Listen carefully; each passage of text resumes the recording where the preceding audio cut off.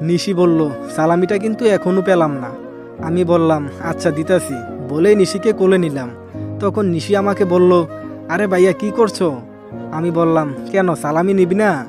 নিশি বলল, হ্যাঁ নিব তো। আমি বললাম, তাহলে চুপ থাক। তারপর নিশি চুপ হয়ে গেল। আমি আবার নিশিকে কোলে নিলাম। ও আমার বুকের মধ্যে মাথা লুকালো আর আমাকে জড়িয়ে ধরলো।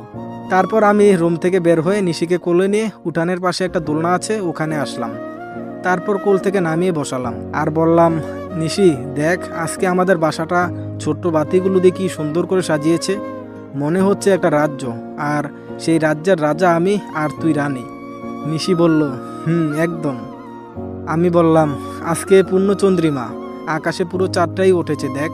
ছোট্ট বাতির আলো, চাঁদের স্নিগ্ধ আলো, আমাদের উঠানের এই বাগানটা জান্নাতের টুকরো মনে হচ্ছে, তাই না? নিশি বলল, হ্যাঁ ভাইয়া, আমার অনেক ভালো লাগছে এখানে। আমি বললাম, তাই আমি আমার রানীর সাথে এই জান্নাতের টুকরায় এখন চন্দ্রবিলাস করব। আর এটাই হলো তোর বাসর ঘরের সালামি। নিশি বলল, উফ ভাইয়া, তুমি এত রোমান্টিক, সেজন্যই তো তোমাকে আমি এত ভালোবাসি। আমি বললাম, সালামিটা কেমন লাগছে সেটা বল। নিশি বলল, ভাইয়া অনেক পছন্দ হয়েছে, আমার পাশে বসো প্লিজ। তারপর আমিও নিশির পাশে দোলনাটায় বসে পড়লাম। তারপর নিশি বলল, ভাইয়া আমার প্রতিটা চন্দ্রবিলাসে তোমাকে আমার পাশে চাই, থাকবে তো? আমি বললাম, সব সময় তোর পাশে ছায়া হয়ে থাকবো। তারপর নিশি আমার কাঁধে মাথা রাখলো। কিছুক্ষণ নীরবতা পালন করার পর আমি বললাম, নিশি আজ তুই এত সেজেছিস কেন? নিশি বলল, কেন ভাইয়া, পছন্দ হয়নি? আমি বললাম, আরে পাগলি, এত সুন্দর করে সেজেছিস যে আজ চাঁদটা তোকে দেখলে লজ্জায় মুখ লুকাবে। আমি আজ সৌভাগ্যবান বলে মনে করছি। নিশি বলল, কেন? আমি বললাম, এক চাঁদ আকাশে যেটা দেখতে পাচ্ছি, আরেকটা চাঁদ আমার কাঁধে মাথা রেখে আছে। ভাবতে অনেক ভালো লাগছে, এই চাঁদটা একান্তই শুধু আমার। নিশি আমার কথা শুনে কাঁধ থেকে মাথা তোলে আমার বুকে মাথা লুকালো। মনে হচ্ছে লজ্জা পেয়েছে। কিছুক্ষণ ওকে এভাবে বুকে ধরে রাখলাম। তারপর নিশি একটু পর মাথা তুলে বলল, আমি একটা ডিসিশন নিছি। আমি বললাম, কি ডিসিশন বল? নিশি বলল, আজ থেকে তো আমরা স্বামী স্ত্রী, তাই তুমিও আমাকে তুই করে বলবে না, আর আমিও তোমাকে ভাইয়া বলে ডাকবো না। আমি বললাম, তাহলে কি বলবো? নিশি বলল, কেন, স্বামী স্ত্রী কত সুন্দর করে কথা বলে, দেখো না তুমি তুমি করে বলে। আমি বললাম, এখন আমি তোকে তুমি করে বলতে হবে? নিশি লজ্জামাখা মুখ নিয়ে বলল, হ্যাঁ। আমি বললাম, পারবো না, যা বাগ। নিশি বলল, কি বলতে পারবে না? কালকের কথা মনে আছে তো, সেটাই করব কিন্তু। আমি বললাম, কি করবি তুই? নিশি বলল, দেখাতে বলছো, দাঁড়াও। বলে নিশি আমার দিকে এগিয়ে আসতে লাগলো। তাই আমিও বললাম, পারবো পারবো, তুমি করে বলার চেষ্টা করব। নিশি বলল, এই তো আমার লক্ষ্মী জামাই। আরও অনেকক্ষণ ওখানে কাটানোর পর নিশিকে বললাম, নিশি চল রুমে যাই। আচ্ছা ঠিক আছে চলো, বলেই আমি হাঁটতে লাগলাম। আর নিশি পেছন থেকে বলে উঠল, কি হলো, আমাকে রেখে যাচ্ছ কেন? আমি বললাম, আসো। নিশি বলল, কিভাবে যাব? আমি বললাম, কিভাবে আবার, যেভাবে এসেছো সেভাবেই আসো। নিশি বলল, তো আমি কিভাবে এসেছিলাম মনে নেই? আমি বললাম, অবশ্যই মনে আছে, আমার কোলে। এই কথা। নিশি আমার কোলে করে যেতে চায়। তারপর নিশি বলল, কি হলো, থামলে কেন, বলো বলো। তারপর আমি আর কোনো কথা না বলে মুচকি হেসে নিশির কাছে গিয়ে আবার ওকে কোলে নিলাম। তারপর আবার কোলে নিয়ে রুমে আসলাম। রুমে নিয়ে এসে আবার খাটের ওপর বসালাম। তারপর বললাম, নিশি তুমি এখন ড্রেস চেঞ্জ করে নাও, আমি ওয়াশরুম থেকে চেঞ্জ করে আসছি। নিশি বলল, কেন, তুমিও এখানে করে নাও, সমস্যা কি, আমরা তো স্বামী স্ত্রী। তারপর আমি নিশিকে বললাম, নিশি আমিও একটা ডিসিশন নিয়েছি। নিশি বলল, কি ডিসিশন বলো। আমি বললাম, তার আগে আমি যেমন তোমার ডিসিশন এক কথায় রাজি হয়ে গিয়েছিলাম, তোমাকেও তেমন আমার ডিসিশনে এক কথায় রাজি থাকতে হবে। নিশি বলল, অবশ্যই থাকবো, কারণ তুমি আমার স্বামী। এখন তুমি যেটা বলবে সেটাই আমার কাছে আদেশে পরিণত হবে, আর সেটা আমাকে মানতেই হবে। তো ডিসিশনটা কি বলো। আমি বললাম, দেখো, তোমার জোরাজুরিতে আমি বিয়ে করেছি, কিন্তু আমাদের দুজনেরই এখনও পড়াশোনা শেষ হয়নি। তাই আমি চাই না আমাদের পড়াশোনা শেষ না হওয়া পর্যন্ত আমরা কোনো শারীরিক সম্পর্কে জড়াতে। তবে দিন শেষে পুরো মানসিক শান্তিটা আমি তোমাকে দিবই। আমার কথা শুনে নিশি হয়তো কিছুটা মন খারাপ করেছে, আর করবেই বা না কেন। প্রত্যেকটা মেয়েরই তো বাসরঘর নিয়ে কত স্বপ্ন থাকে। নিশিও হয়তো স্বপ্ন দেখেছে অনেক। ওর চুপ থাকা দেখে আমি আবার বললাম, কি হলো, কথা বলো, রাজি কি না? নিশি বলল, ঠিক আছে আমি রাজি, কিন্তু আমারও একটা শর্ত আছে। আমি বললাম, হ্যাঁ বলো, কি শর্ত? নিশি বলল, প্রতিদিন রাতে আমি তোমার বুকে মাথা রেখে তোমাকে জড়িয়ে ধরে ঘুমাতে চাই, বলো তুমি রাজি কি না? আমি বললাম, ঠিক আছে আমিও রাজি। তারপর নিশিও খুশি হলো আর বলল, ঠিক আছে তুমি ওয়াশরুম থেকে চেঞ্জ করে আসো, আমি এখানে চেঞ্জ করছি। তারপর আমি কোনো কথা না বলে ওয়ার্ড্রপ থেকে একটা টি শার্ট আর ট্রাউজার বের করে ওয়াশরুমে চলে গেলাম। ড্রেস চেঞ্জ করে বাইরে আসার জন্য নক দিলাম, নিশি আসবো? নিশি বলল, হ্যাঁ আসো, আমার চেঞ্জ হয়ে গেছে। আমি বের হয়ে সোজা খাটে শুয়ে পড়লাম। নিশিও আমার পাশে এসে শুয়ে পড়ল। নিশির সাথে আরও কিছুক্ষণ গল্প করে ও আমার বুকের মধ্যে মাথা রেখে আমাকে জড়িয়ে ধরে ঘুমিয়ে পড়ল।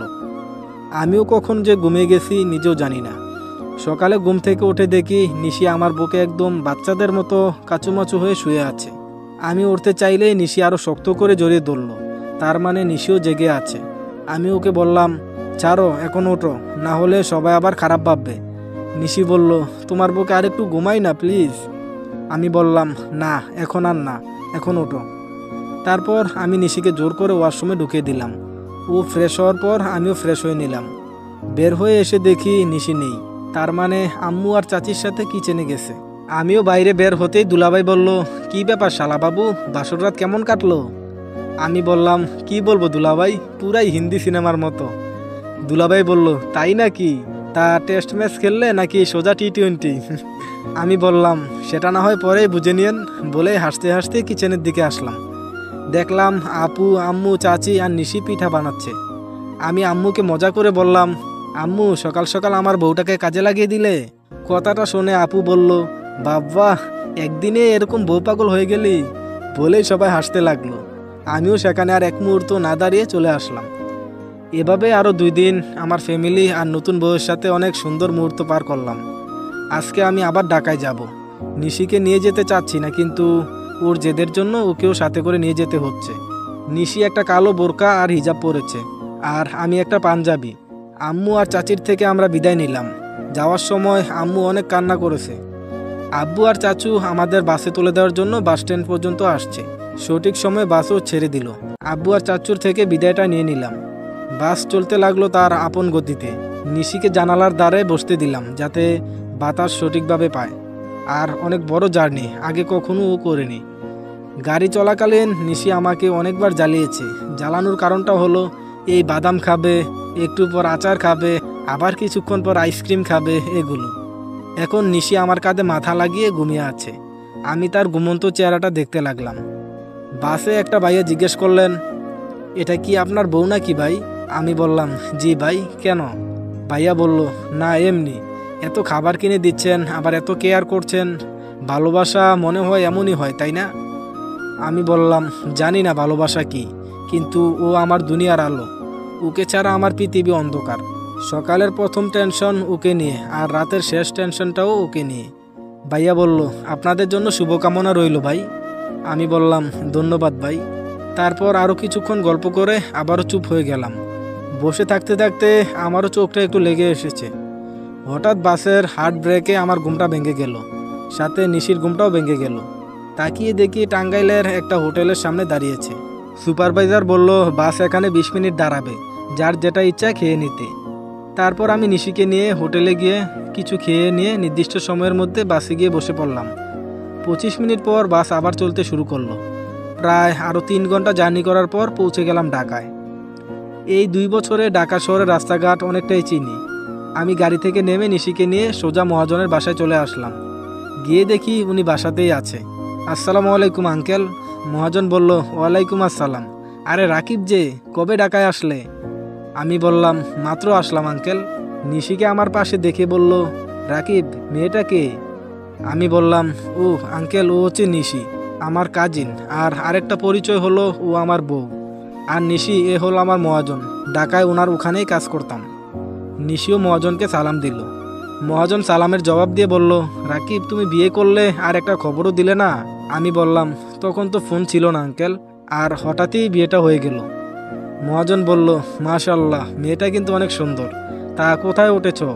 নতুন বউকে নিয়ে তো আর গ্যারেজে থাকা যায় না। আমি বললাম, হ্যাঁ সেটাই ভাবছি, সেজন্যই তো আপনার কাছে আসলাম। এখানে আপনাদের ছাড়া তো আর কাউকে চিনি না, যদি একটা বাসা ভাড়া করে দিতেন। মহাজন বলল, ঠিক আছে, তুমি কোনো চিন্তা করো না, আজকের রাতটা আমাদের বাসায় থাকো, কাল না হয় খুঁজে দিব, কেমন? আচ্ছা, ধন্যবাদ আঙ্কেল। মহাজন বলল, আরে ঠিক আছে, আর শোনো, তোমাকে গ্যারেজে কাজ করতে হবে না, আমার একটা মিশনারিজ দোকান আছে, ওখানে তুমি শুধু পার্ট টাইম দেখাশোনা করবে, ঠিক আছে? আমি বললাম, ঠিক আছে আঙ্কেল। মহাজন বলল, যাও, এখন তোমরা গেস্ট রুমে গিয়ে রেস্ট নাও। বলে মহাজন ওনার রুমে গেল। আমিও নিশিকে নিয়ে রুমে আসলাম। অনেক ক্লান্ত লাগছে, তাই ফ্রেশ হয়ে আসলাম। নিশিও ফ্রেশ হয়ে আসলো। দুজনে রুমে গল্প করতে করতে রাতের খাবার রুমে দিয়ে গেল। নিশি আমাকে খাইয়ে দিল, তারপর আমিও ওকে খাইয়ে দিলাম।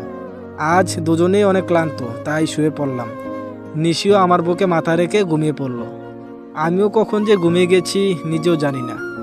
সকালে ঘুম থেকে উঠে দেখি নিশি আমার বুকে নেই, বিছানাতেও নেই। আমার একটু ভয় লাগলো, নতুন জায়গা, ও আবার কোথায় গেল।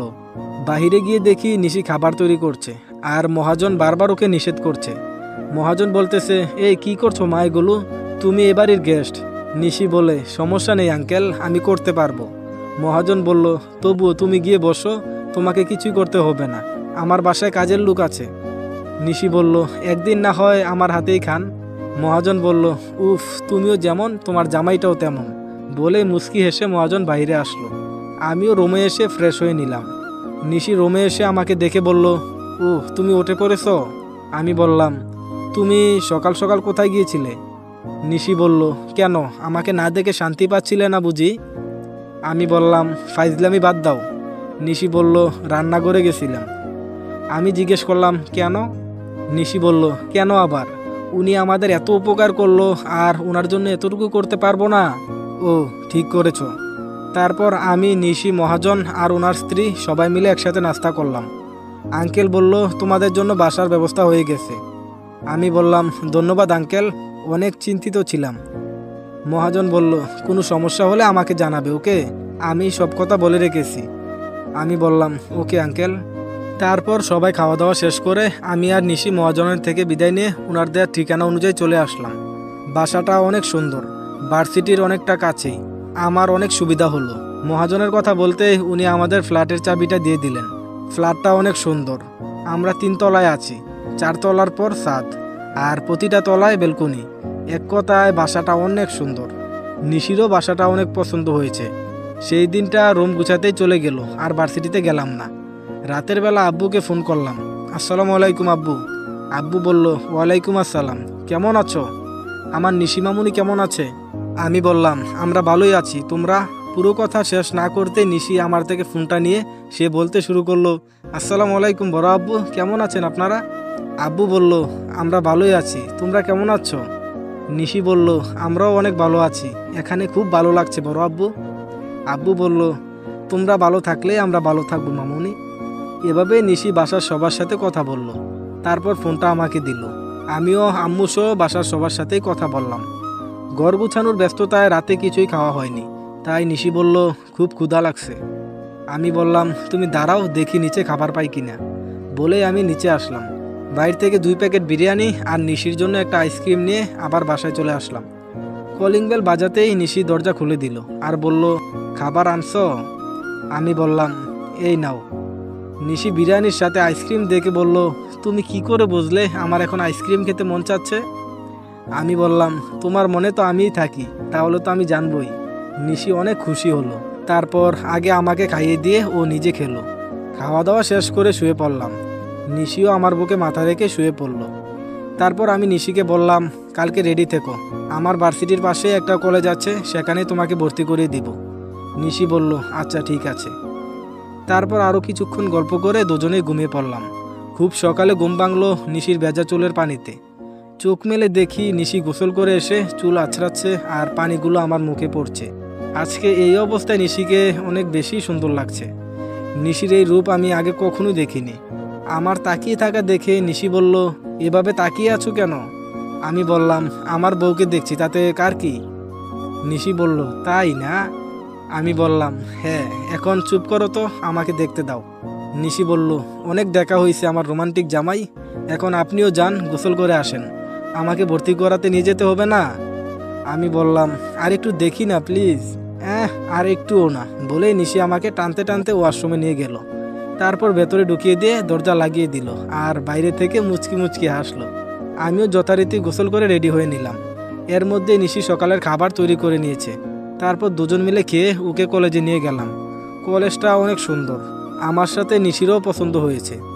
কলেজের প্রিন্সিপালের সাথে কথাবার্তা বলে ভর্তির কার্যক্রম শেষ করলাম। কাল থেকে নিশি ক্লাস করতে পারবে। ওকে ভর্তি করে দিয়ে আমি ভার্সিটিতে যেতে চাইলাম, কিন্তু নিশি যেতে দিল না। তাই ওকে বললাম, চলো তোমাকে নিয়ে আজকে একটা জায়গায় যাব, যাবে আমার সাথে? নিশি বলল, তুমি যেখানে নিয়ে যাবে আমি সেখানেই যাব, তুমি শুধু আমার পাশে থাকলেই হবে। আমি বললাম, আচ্ছা ঠিক আছে চলো। বলেই একটা রিক্সাতে উঠলাম আমরা। কিছুক্ষণ পর সেই রিক্সাওয়ালা করিম চাচার বাসায় পৌঁছে গেলাম। গিয়ে দেখি চাচি রান্নাঘরে কি যেন করতেছে। আমি বললাম, আসসালামু আলাইকুম চাচি। চাচি বলল, ওয়ালাইকুম আসসালাম। রাকিব তুমি আসছো? আমি বললাম, জি এলাম। চাচা কোথায়? চাচি বলল, তোমার চাচাও অসুস্থ, ঘরে শুয়ে আছে। কি বলেন, কি হয়েছে ওনার? চাচি বলল, জ্বর আসছে, তাই কামে যাইতে পারে নাই। নিশির দিকে খেয়াল করতে উনি বললেন, এই মেয়েটা কে বাপজান? আমি বললাম, ওর নাম নিশি, আমার বউ, আপনাদের সাথে পরিচয় করাতে নিয়ে আসলাম। নিশি চাচিকে সালাম দিল, আসসালামু আলাইকুম। চাচিও সালামের জবাব দিল, ওয়ালাইকুম আসসালাম। খুব সুন্দর মানিয়েছে তোমাদের। আমি বললাম, চলেন চাচাকে একটু দেখি। তারপর ওনার রুমে গেলাম। চাচা আমাকে দেখে অনেক খুশি হলেন। আসসালামু আলাইকুম চাচা। ওয়ালাইকুম আসসালাম বাপজান, কেমন আছো তুমি? কখন আসছো ঢাকায়? আমি বললাম, আমরা ভালো আছি, কিন্তু আপনার কথা শুনে খারাপ লাগছে, কাল ঢাকায় আসছি। চাচা বলল, ও তুমি চিন্তা করো না, এমনি ঠিক হয়ে যাবে। তারপর নিশিকে তাদের সাথে পরিচয় করিয়ে দিলাম। তারা নিশিকেও আপন করে নিয়েছে। দুপুরের খাবার না খাইয়ে আর আসতে দিল না। আসার সময় চাচার হাতে কিছু টাকা দিয়ে আসলাম। নিতে না চাইলেও অনেক জোরাজোরিতে দিয়ে আসলাম, কারণ ওনারা আমার অনেক উপকার করেছে। এখন এই বিপদে ওনাদের পাশে দাঁড়ানো উচিত। তারপর তাদের থেকে বিদায় নিয়ে নিশিকে নিয়ে আরেকটু ঘুরে সন্ধ্যায় বাসায় ফিরলাম। আমরা দুজনে ফ্রেশ হয়ে নিশি রান্নাঘরে চলে গেল, আর আমি নতুন ফোনে গেমস খেলতে লাগলাম। রান্না শেষে দুজনেই খাওয়া দাওয়া করে আব্বু আম্মুর সাথে কথা বললাম। নিশি শুয়ে শুয়ে আমাকে বলল, চাচা আর চাচি অনেক ভালো মানুষ, তাই না? আমি বললাম, আমি যখন রাস্তায় রাত কাটানোর সিদ্ধান্ত নেই, তখন এই লোকটাই তার ঘরে আমাকে আশ্রয় দিয়েছে। গরিব হলেও মনটা অনেক বড়, আর অনেক বড় লোক আছে যে গরিবদের ভুলেও চোখে দেখে না, মন বলতে কিছুই নেই। নিশি বলল, ঠিক বলছো, ওনাকে আমার অনেক ভালো লাগছে, আবার একদিন নিয়ে যেও। আচ্ছা ঠিক আছে, যাব। তারপর দুজনই তাড়াতাড়ি ঘুমিয়ে পড়লাম। সকালে ঘুম থেকে উঠে ফ্রেশ হয়ে দুজন নাস্তা করে ভার্সিটির উদ্দেশ্যে রওনা দিলাম। তারপর নিশিকে আগে কলেজে নামিয়ে দিয়ে আমিও আমার ভার্সিটিতে চলে আসলাম। অনেকদিন পর ভার্সিটির মুখ দেখলাম, খুব ভালো লাগছে। ক্লাসের সময় হতে ক্লাসে ঢুকলাম। ঢুকে দেখি রাইসা একাই বসে আছে। তার মানে সেদিনের পর থেকে ওই বন্ধুগুলোর সাথে আর সম্পর্ক রাখিনি। আর রাখবেই বা কেন, ওর বান্ধবীরাই তো ছেলে বন্ধুদের সাহায্য করেছে। আমাকে দেখে রাইসা বলে উঠল, রাকিব তুমি আসছো? তোমাকে আমি কত খুঁজেছি জানো? কোথায় ছিলে এতদিন? তোমাকে খুঁজতে তোমার গ্যারেজে গিয়েছিলাম, কিন্তু গ্যারেজ মালিক বলল তুমি নাকি গ্রামে গেছো। আমি বললাম, আমি কোথায় গেছি সেটা আপনাকে বলতে বাধ্য নই ম্যাডাম, আর আমাকে কেন খুঁজছেন? রাইসা বলল, তোমার কাছে ক্ষমা চাওয়ার জন্য, তোমাকে সরি বলার জন্য। আমি বললাম, আমাকে সরি বলার কিছুই নেই। বলে আমি পেছনের বেঞ্চে গিয়ে বসে পড়লাম। রাইসা আবার বলল, তুমি আমার সাথে এসে এখানে বসো প্লিজ। আমি বললাম, আমার কোনো ইচ্ছে নেই আপনার মায়ের খাবার। রাইসা বলল, রাকিব। পুরো কথা শেষ না করতেই স্যার আসলেন, আর সবাই নির্দিষ্ট স্থানে বসে পড়ল। আমিও ক্লাসে মনোযোগ দিলাম। ক্লাসে দেখলাম রাইসার মন অনেকটাই খারাপ। যাই হোক, তাতে আমার কি। একে একে 3টা ক্লাস শেষ করে বাইরে আসলাম। দেখি রাইসা পেছন থেকে আমাকে ডাকতেছে, রাকিব শোনো। আমি কোনো পাত্তা না দিয়ে হাঁটতেই থাকলাম। তারপর রাইসা আমার সামনে এসে বলল, আমার কথা শুনতেছো না কেন তুমি? আমি বললাম, আপনার সাথে কোনো কথা আছে বলে আমার মনে হয় না। রাইসা বলল, চলো আমাদের বাসায় যাবে, আব্বু তোমাকে দেখলে অনেক খুশি হবে। আমি বললাম, কেন যাব? আপনার থাপ্পড় খেতে? তখন রাইসা মাথা নিচু করে থাকলো। তারপর আমি বললাম, কি হলো, কথা বলছেন না কেন? রাইসা বলল, বললাম তো সরি। আমি বললাম, আমি আপনাকে ক্ষমা করে দিয়েছি, এবার আপনি যান প্লিজ। রাইসা বলল, তাহলে ফ্রেন্ডস? আমি বললাম, সম্ভব না। রাইসা বলল, কেন? আমি বললাম, বড়লোকের মেয়ের সাথে পরিচয় রাখতে চাই না। রাইসা বলল, তার মানে তুমি আমাকে ক্ষমা করোনি? আমি বললাম, যা ভাবেন তাই, আল্লাহ হাফিজ। রাইসা বলল, তাহলে আমিও তোমার পিছু ছাড়বো না। বলে রাইসাও আমার পিছু পিছু আসতে লাগলো। আমি কোনো পাত্তা না দিয়ে নিশির কলেজের সামনে দাঁড়ালাম। দেখি রাইসাও সেখানে আসছে। আমি বললাম, কেন এমন করছেন? রাইসা বলল, বন্ধুত্ব না করলে যাব না। আমি বললাম, আপনি যান প্লিজ, না গেলে অনেক বড় ঝামেলা হবে। রাইসা বলল, কি ঝামেলা? আমি কিছু বলার আগেই নিশি বের হয়ে আসলো। হেই। আমি বললাম, হ্যাঁ, প্রথম দিন ক্লাস কেমন লাগলো? নিশি বলল, অনেক ভালো লাগছে, তাহলে চলো বাসায় যাই। তখন রাইসা আরও কাছে এসে বলল, এই মেয়ে তুমি কে? রাকিবের পাশে এভাবে গা ঘেঁষে দাঁড়িয়েছো কেন? নিশি বলল, তার আগে বলেন আপনি কে? ভাইয়া, এই মেয়েটা কে? আমি বললাম, ওর নাম রাইসা, যার কথা বলেছিলাম। রাইসা বলল, ও তাহলে তুমি ওর বোন। নিশির আগে গজগজ করতে করতে রাইসার কাছে গিয়ে ঠাস ঠাস। হ্যাঁ, ঠিকই বুঝেছেন। নিশি রাইসার দুই গালে দুইটা থাপড় বসিয়ে দিল। আমি হা করে তাকিয়ে আছি ওর এই আচরণ দেখে। রাইসা গালে হাত দিয়ে চুপচাপ দাঁড়িয়ে আছে। আমি কি করব কিছুই বুঝতে পারছি না। হাসবো নাকি কাঁদবো সেটাও বুঝতে পারছি না। তারপর নিশি বলতে লাগলো, তোর দুইটা ভুলের কারণে দুইটা থাপ্পড় মারছি। কারণ নাম্বার 1, তুই আমাকে রাকিবের বোন বলেছিস। আর দ্বিতীয় কারণ, তুই রাকিব ভাইয়াকে অনেক কষ্ট দিয়েছিস। তোর বাসায় থাকতো বলে ওকে চোরের অপবাদ দিয়ে বের করে দিয়েছিস। তোর জন্য আমিও 2 বছর অনেক কষ্ট পেয়েছি। রাইসা বলল, তাহলে তুমি কে? নিশি বলল, আমি রাকিবের একমাত্র বউ। রাইসা অবাক হয়ে, কি? নিশি বলল, ঠিকই শুনেছিস।